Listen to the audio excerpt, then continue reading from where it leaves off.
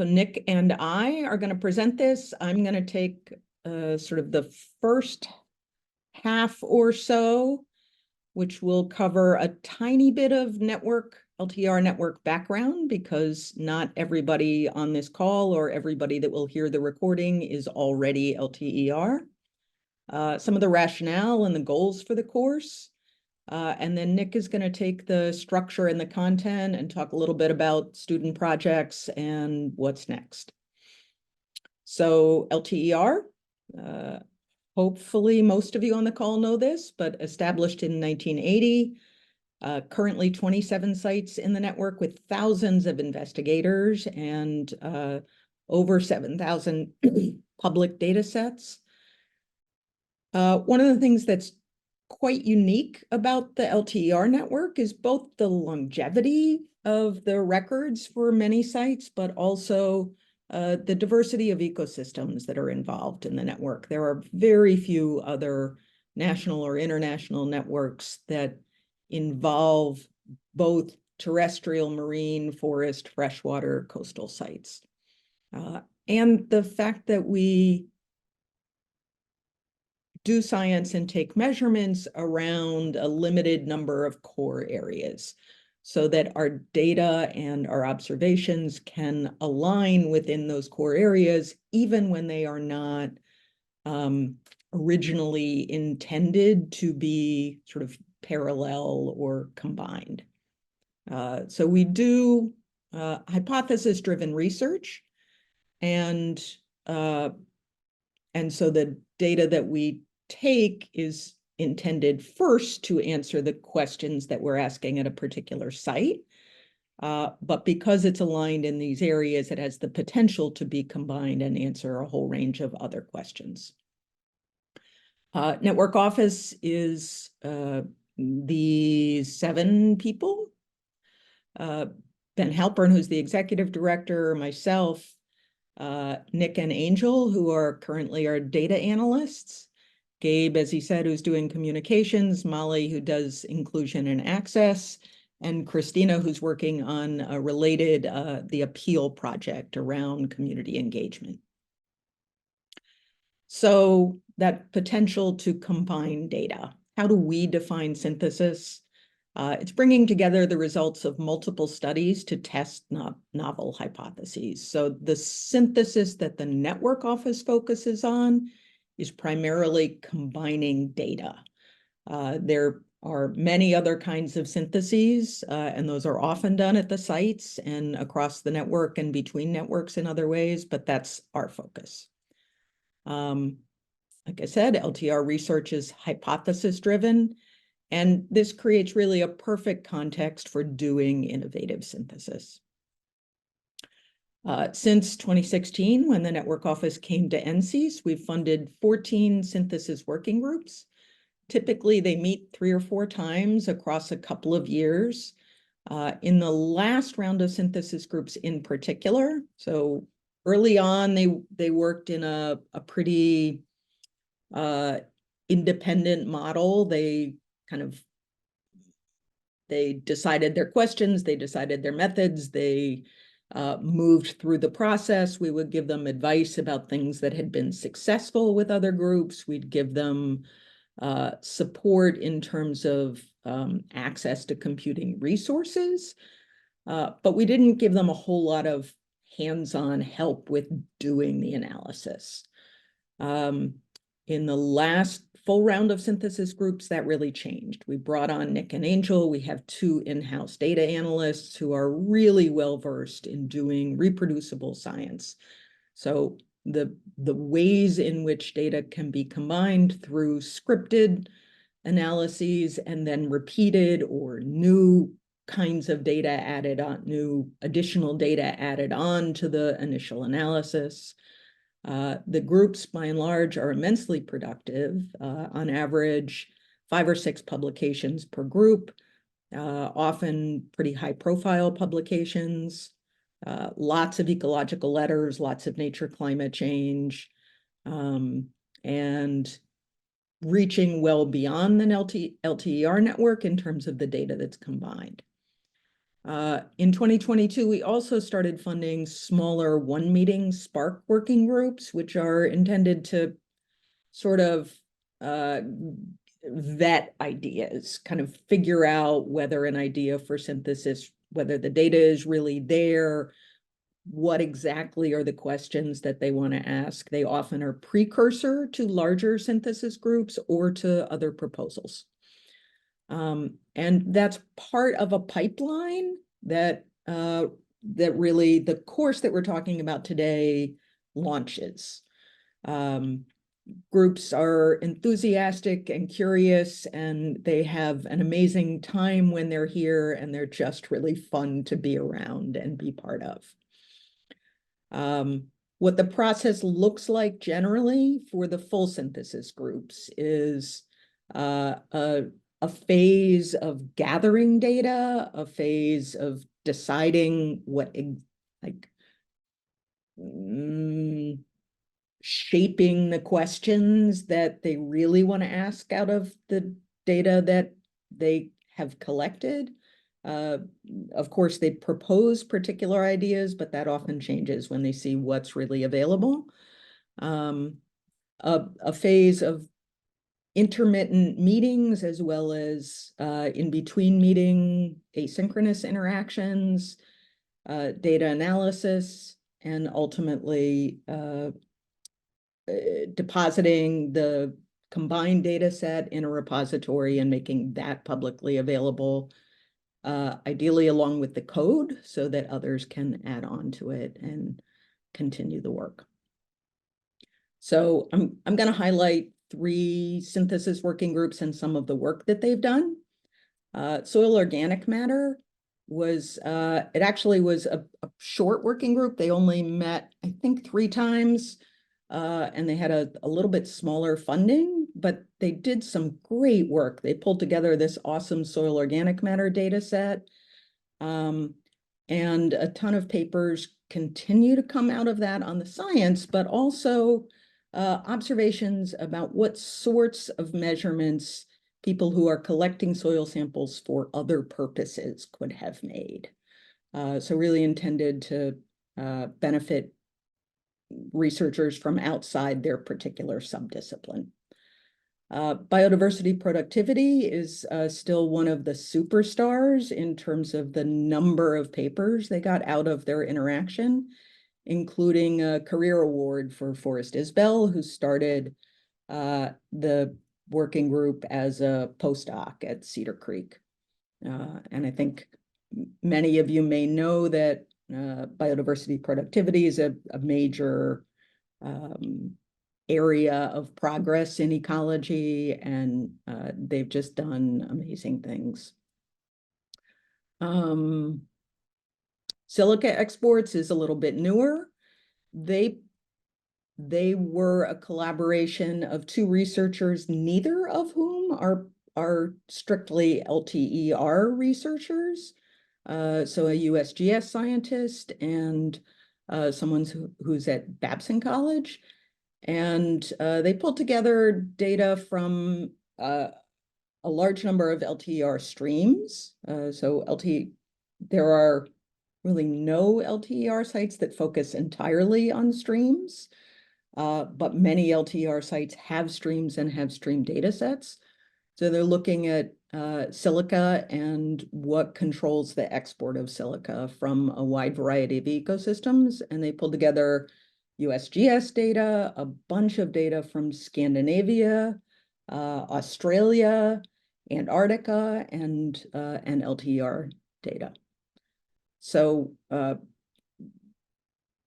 all of these, I think all of these, have used a method for combining data that Nick and Angel have really helped build out, and you actually can find in the LTER tools GitHub package, our package.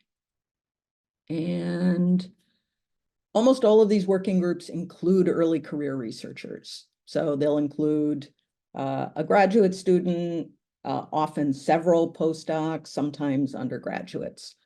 That is an amazing experience for those students, and also presents sometimes some power dynamics and challenges around how they interact with senior scientists, how publication decisions are made. And it creates a sort of demand for involving early career scientists in research that we can't satisfy just with the synthesis working groups. So we came up with this idea for a course that would set early career researchers up to participate really effectively in synthesis working groups, to lead synthesis working groups, and to develop the skills that make them really valuable in either LTER synthesis or other synthesis with other organizations. So there's now ESOL is funded, the PAL Center funds synthesis working groups in mostly in geology, and the skills that are required for that are, for the most part, not taught in graduate programs. So we developed this course that aims to train early career researchers in both the quantitative and the team science skills associated with doing collaborative synthesis projects. We think if students take the course as mid or advanced level graduate students, it'll time them really well to sort of continue the work in Spark groups or full synthesis groups as postdocs or as early career faculty. And the network office has, in our renewal proposal, which we submitted in January, the network office articulated two primary goals heading into our new funding cycle. The one is to create greater cultural, socioeconomic, and gender diversity, and the other is more rapid and innovative synthesis. And we see this course as really supporting both of those goals in very significant ways. So this is sort of the program framework that we articulated in the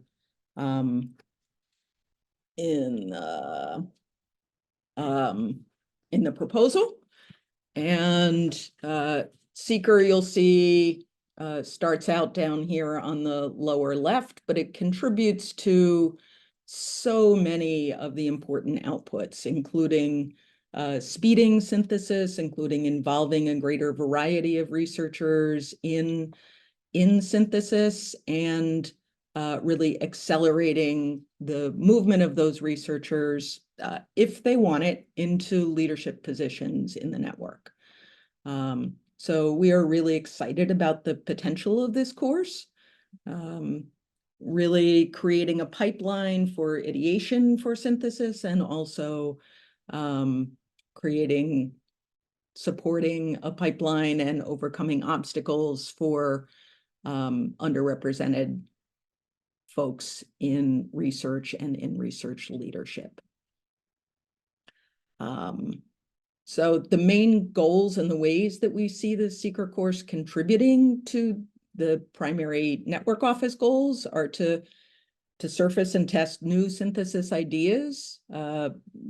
Lots of them are not going to work very well. We're not going to be able to find the data, but we'll know that pretty quickly, and students will have learned a lot in the process. Some of them will work great, and there'll be papers immediately. Others are going to, the almost ideal is that we'll recognize that the idea is valuable and feasible, and then they're going to need more time to pursue them. And those will be great opportunities for Spark and full synthesis groups. We want to prepare more early career researchers to be synthesis project leaders.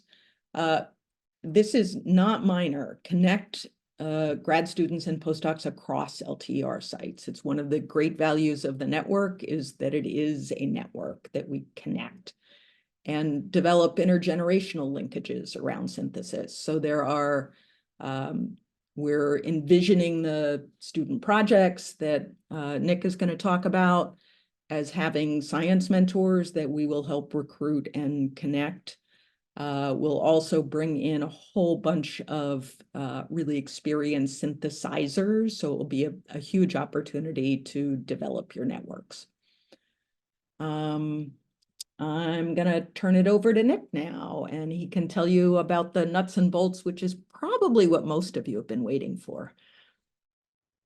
Yeah, thanks, Marty, for a great introduction to this sort of larger strategic perspective. But yeah, I think we're both really, really excited about this course. And I think in some ways, this community call is sort of the debut of really announcing it. And so I think really excited to have all of y'all join us. But so in terms of target audience, we're hoping to recruit largely graduate students, but I think potentially postdocs working either at or with LTER sites.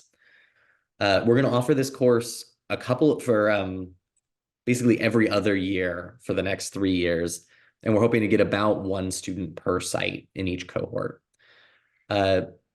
We've talked a lot about sort of how much experience do we want people to have, because on the one hand, the course gives a lot of really killer experience, but on the other hand, especially with the team project facet, if you have sort of some primary research experience, that might really help you get that much more out of the experience of the course. But so ideally you'd have that primary research experience, but we won't have any requirement for synthesis experience. We recognize that's relatively rare at this career stage. And we're estimating that the time commitment is about 3 hours a week.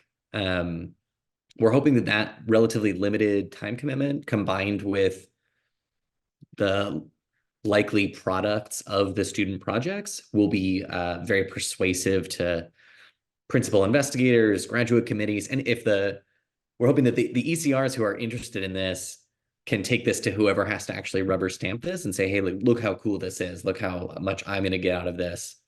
Please let me take a few hours a week to work on this. So we're splitting this course into 2 major components. There's this instructional module component. So we're actually developing modules that include sort of content, and there's a student-led project facet so that it's not just sort of hypothetical knowledge, but students get a chance to apply the stuff in the instructional modules in a real-world context. We've gone back and forth a little bit on our rough module order, but we're basing it off of the working groups. So the order in which working groups needed or used particular skills is the order in which we introduce those skills to SSECR participants. And we're going to talk a little bit about projects shortly, but first we'll talk a little bit about the module component. Yeah, so the course is going to run for 9 months, September to May.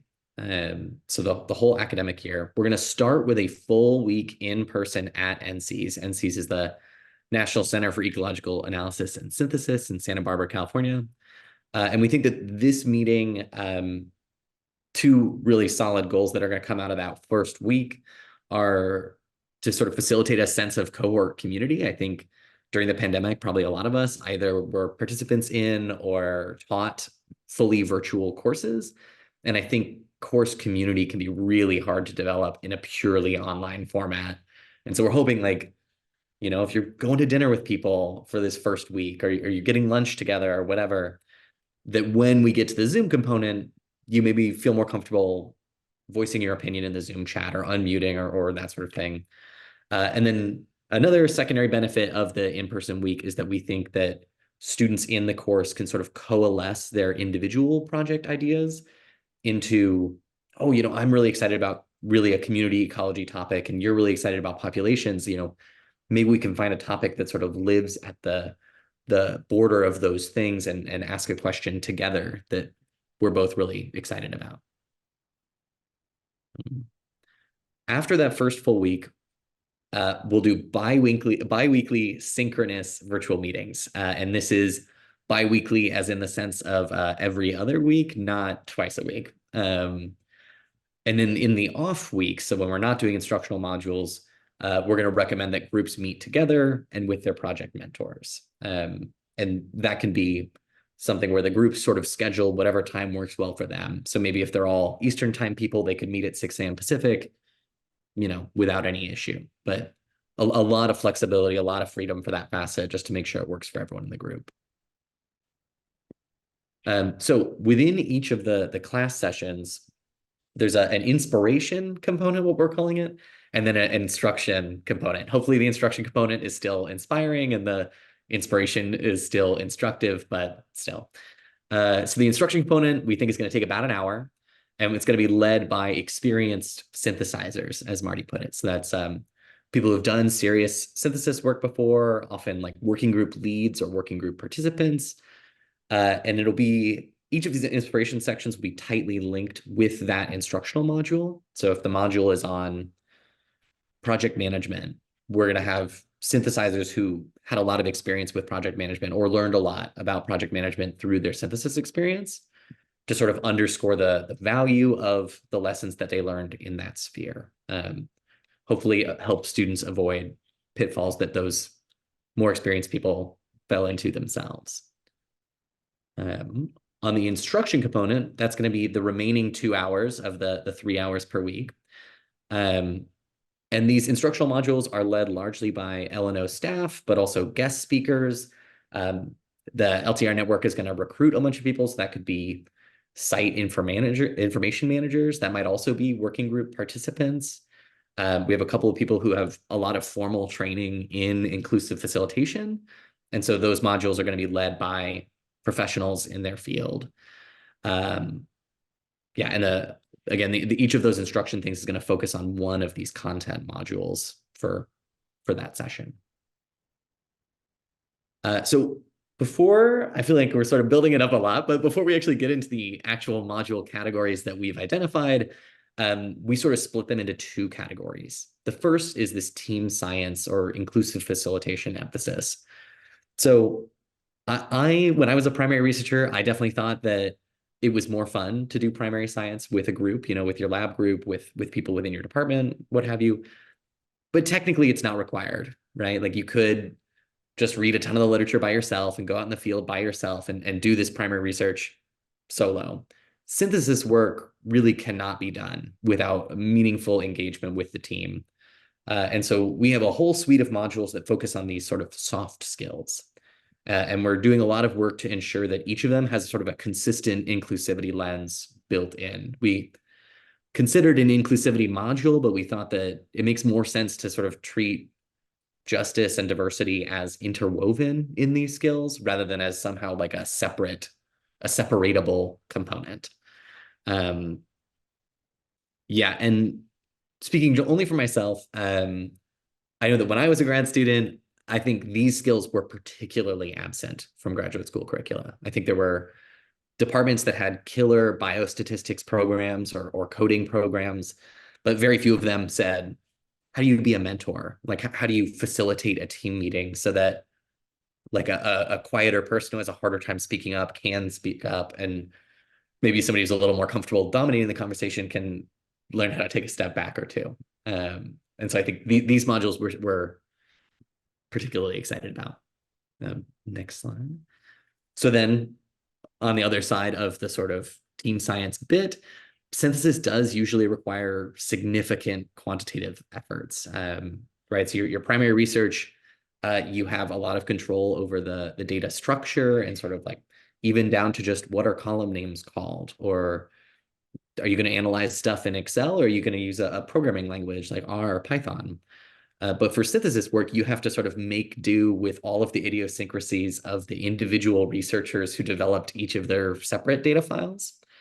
And so we would call that harmonizing, though some people I think would call that data wrangling. But this harmonization is often like a sort of step 0 before you could even do the most basic of, let's make a very exploratory graph and just see if the regression line is doing what I think it should be doing.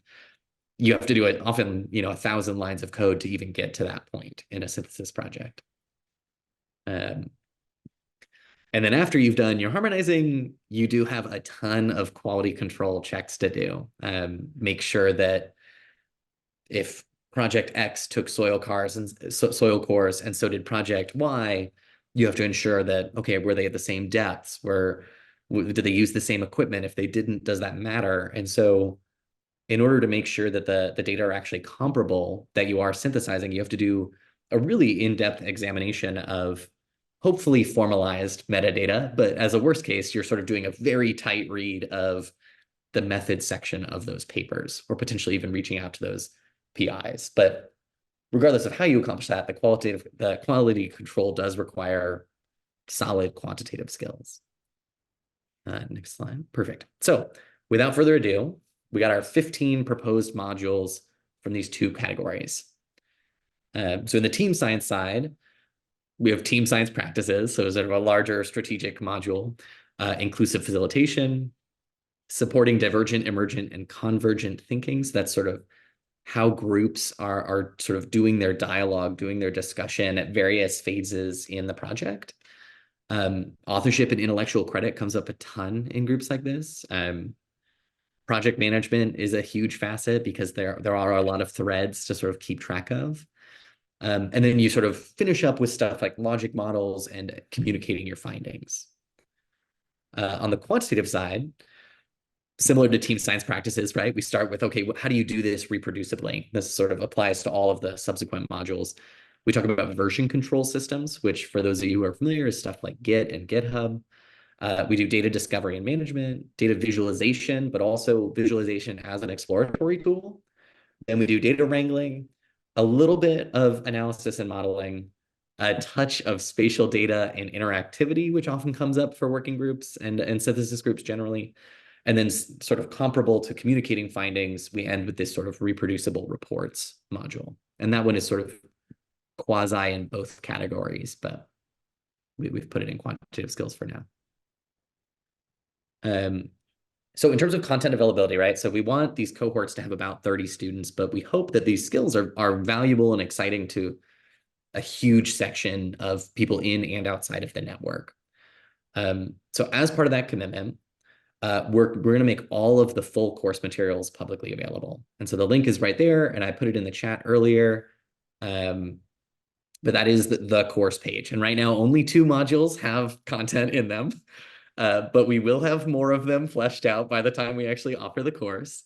But yeah, so this website is going to exist forever. And so if you had somebody who, worst case, they apply to the course and we don't have enough slots for them, so we can't take them, you could still have all of that content. And if you at an LTER site, you get your group together, or maybe at your institution, your lab group is particularly interested in one of these skills or a handful of them, we're building the modules in such a way that you could sort of treat each one as a kind of standalone workshop, if you'd like. So we're hoping that these skills can still be acquirable by people without having to actually take the course if it just logistically doesn't work for them. And then the student project content may be made available. And the reason we say may is we sort of feel that that's going to be a decision made by each team. So those teams might develop their own websites or software packages or publications. And whether and how they share that content is largely going to be up to them. I think we are planning on having a component of our website linking to the team content for the teams that want to share.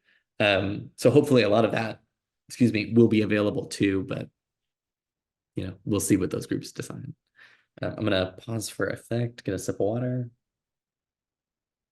I think those we will at least have short descriptions of what the projects are that are available on the website. So if folks want to link to a portfolio sort of option, we can do that. Yeah, absolutely. And that's actually going to dovetail nicely with a slide a few in from now. But so switching from the module component to thinking about the projects component, these projects are going to be designed, led, and run by students. And that's a substantial facet of SSECR, right? We're really excited about the content modules, but these projects are sort of the real world chance to apply these skills. Yeah, hopefully as they are acquired. And then again, going back several slides ago, we're hoping that the project deliverables both incentivize students to engage with SSECR, but also are persuasive to advisors, committees, department heads, what have you, as sort of formal recognition of the time commitment of the course.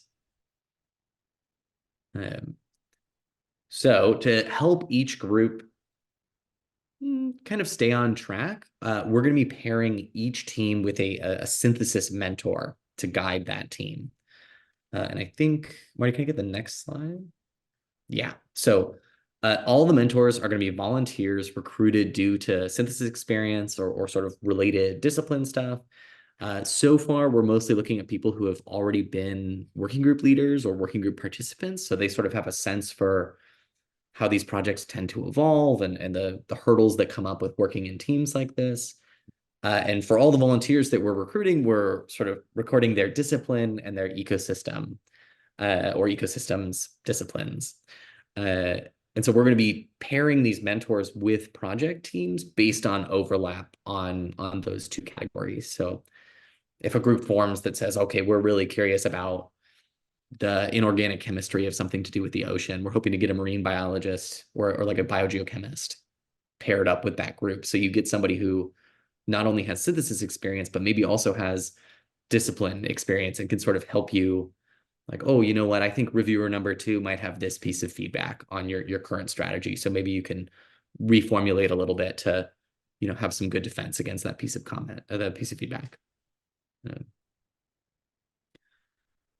And then teams and mentors are going to meet at least 5 times through the course, but like we said earlier, those meetings are going to be in the sort of off weeks for the course. And so we're hoping that teams and mentors meet as frequently as they need to. So 5 is kind of the floor, but we anticipate that they might meet many more times than that, sort of as needed as the projects develop. The mentors are sort of bringing domain science expertise to these projects. What the students are going to learn in the courses, and of course what they bring from their own experience, is super helpful to the process. But what the mentors are doing is connecting them with the network, reminding them about literature that's out there, sort of keeping them on track with the science. Yeah. And so relatedly to what Marty's comment just there is that the sort of content that's covered in these team mentor meetings and the structure of those meetings is kind of up to those involved. We think that a lot of the team sciences modules might help them inform those decisions. But I like we want to sort of maintain as much flexibility as possible there. In terms of topics, we're sort of reasonably confident that the content will likely involve suggested readings, collaborators, potentially discussing the merits of various analytical or modeling approaches. And then it might just be sharing experience, giving advice, sort of really leaning into like the mentor role. And then if needed, we're hoping that the mentors will also be able to help out on an interpersonal level. Such things come up in any teamwork. And so we're hoping that the mentors can provide sort of a nice mediator on that facet if it's needed. Yeah, so like we said a couple of times, the project work we're sort of encouraging students to work on in the off weeks of instruction. And that's part of why we're leading towards a bi-weekly class structure.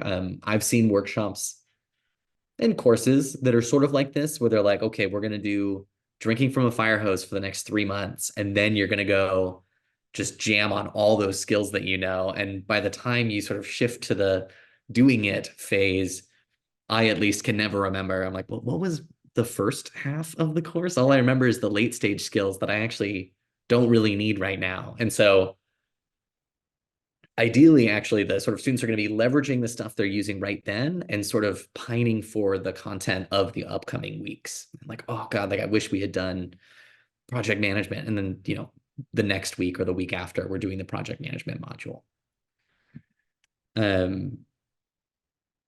Okay, the next bullet, thank you. And yeah, like I said, in the module bit, we're hoping that we sort of looked carefully at the evolution of all the working groups that we've had, and we ordered things based on sort of when those working groups needed those skills or when they leveraged the skills that they already had.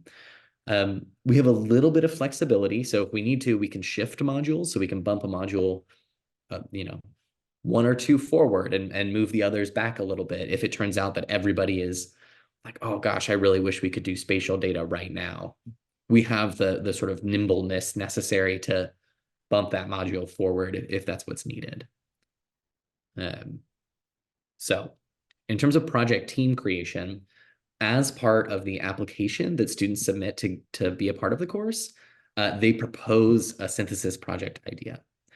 We're also gathering ideas from working group and Spark group participants.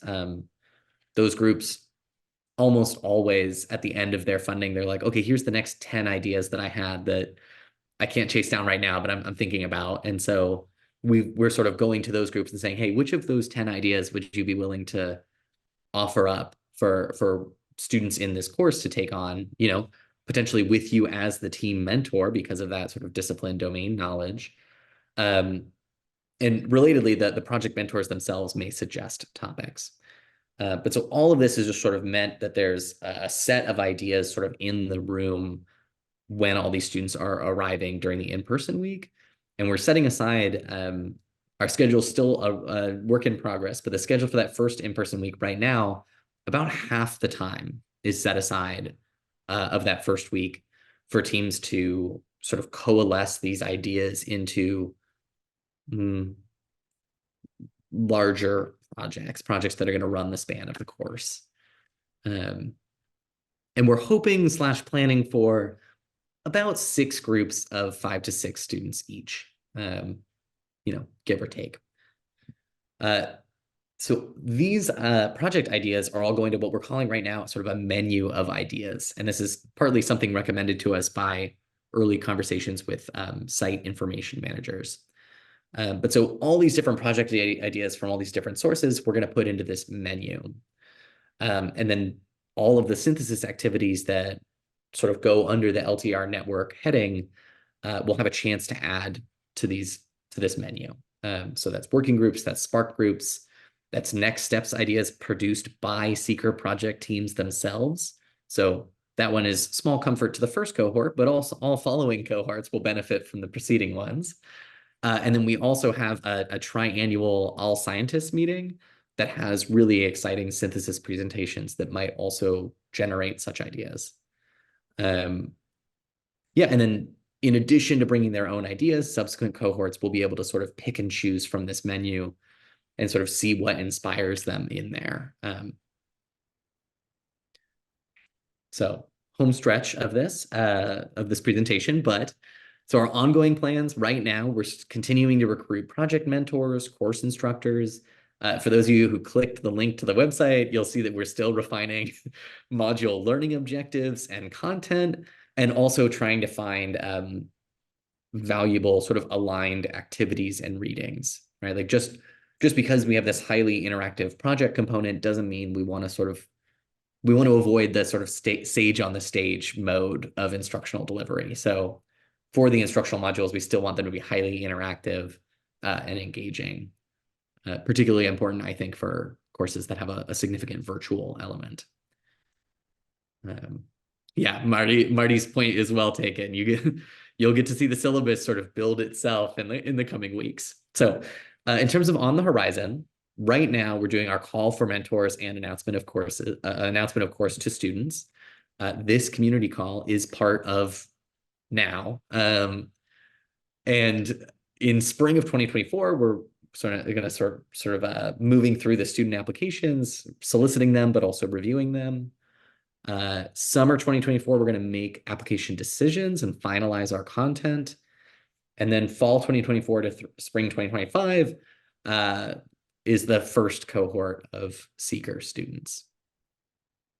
We would absolutely love your insight in many ways. The people on this call right now, I mean, at the very least, you're members of the LTR community, but you likely also have opinions about like what makes a good project team, which of these modules make sense.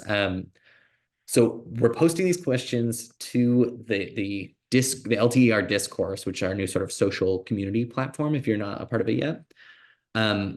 But essentially, here are the three questions. And you don't have to answer all of them, but if you'd like to take a moment to weigh in on discourse, we'd really appreciate it. So the first one is, in our module list, would you either drop or add any topics? And then a crucial sort of caveat to that is, if you would add a module, what module would you drop to make space for it? In our initial attempts at getting feedback, there were a lot of people who were like, oh, you should cover this, and you should also cover that. And we're saying, we would love to, but also remember, we have space for 15 modules. So where are you going to cut to make space for this other really exciting thing that totally makes sense to cover?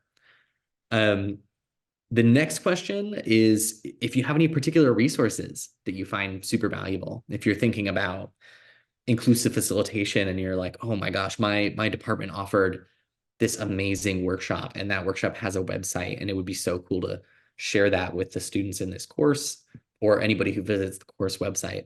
We would love those resources to sort of have a sort of bin of related things to hand to students as additional resources to them. And then finally, and we're feeling reasonably confident about this, but it never hurts to ask for more feedback. We're curious if people have particular strategies they've seen be really successful for group formation. I know a lot of us, particularly coming out of high school and undergraduate, have sort of a gut level reaction against group work. And so we're hoping to develop teams that are productive, sure, but more importantly, sort of happy and curious and excited. And so if you've seen strategies where a bunch of people come to the table with their single idea and leave the table with a sort of collective idea, we're definitely open to suggestions about how to facilitate that. And actually, I have actually already made that discourse post, and so I'm putting it there. So if you'd like to be involved, the first thing you can do is lend us your experience and curiosity. You're all bright, excited folks, and we would love to leverage your knowledge in making sure this course is super valuable. So I put the discourse link in the chat to the post, but if you want to just comment on that, or if you're not comfortable doing that, feel free to sort of, I think Discourse calls it a direct message, whatever the equivalent of a direct message is in Discourse, send that to Marty and or myself. We're going to put it in sort of a big bin of feedback and then sort through it all once we have a bunch of folks have weighed in. Beyond lending us your personal insight, if you'd like to volunteer to be an inspiration session speaker, the small asterisk on that is we are hoping that all of the inspiration session speakers have prior synthesis experience. But that said, but that doesn't have to be with LTER groups. Yeah, correct. Yeah. So if you have experience with things over at ESOL or Neon, or I think SSENC is another synthesis center, but regardless, if you have some level of self-described synthesis experience, the key bit here is we want people who are inspired by and about synthesis work. And so if you think that inspiration is contagious, we would love to talk with you about potentially having you contribute that to the course. And you can email either Marty or myself if that's of interest. So last little bit, if you want more information, we have a live page on the LTER Network website that has a bunch of high-level information about the course, as well as web applications for both to become a student or to become a project mentor. And there are clear little blue buttons that I think are reasonably descriptive about each of those applications. And or you can check out the course materials as they exist now. It's hosted through a github.io site. And again, though, full disclosure, only the reproducibility best practices and version control modules are sort of fully refined. Those are hopefully quite valuable and exciting. And if you sort of bookmark that page and revisit it over the coming weeks and months, you'll watch sort of a time lapse as the course builds itself as you check back in periodically. And I think with that, all the module titles are back in these two columns. But thank you so much for your attention. And if you have any questions, I think Marty and I are happy to try and answer those now, though you are free to go if you have a following commitment at the top of the hour.